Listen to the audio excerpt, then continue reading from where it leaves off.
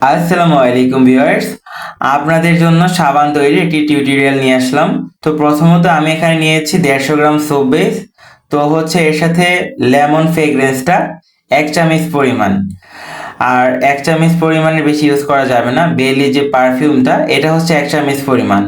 তারপর যে ডাভ যেটা হচ্ছে সাবানকে মূলত শক্ত করে, এটা 1 চামচ পরিমাণ।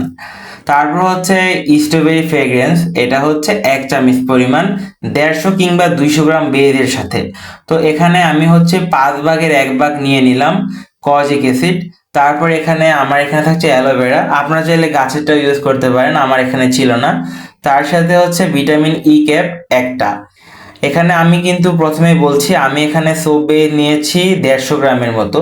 তারপর নিম পাতাকে ব্লেন্ড করে এখানে সর্বপ্রথম আমি নিয়ে নিয়েছি। এটা আপনারা হচ্ছে একদম দেশি যেটা নিম পাতার রস ইউজ করবেন, কিংবা নিম পাউডার যেটা পান সেটা ইউজ করবেন আর কি।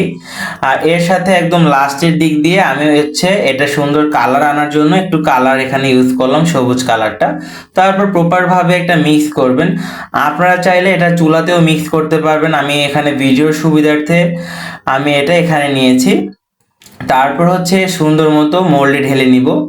আপনারা যে কোনো শেপের মোল্ডে ঢালবেন, অবশ্যই মোল্ডে হচ্ছে সম্পূর্ণটা ঢালবেন না, অল্প কিছুটা গ্যাপ রেখে তারপর ঢালবেন, কারণ এটা গরম লিকুইড। তো তো হচ্ছে ঢালা শেষ হওয়ার আপনার 2 ঘন্টা ওয়েট করবেন। 2 ঘন্টা পর সাবানটা পরিপূর্ণ শক্ত হয়ে যাবে।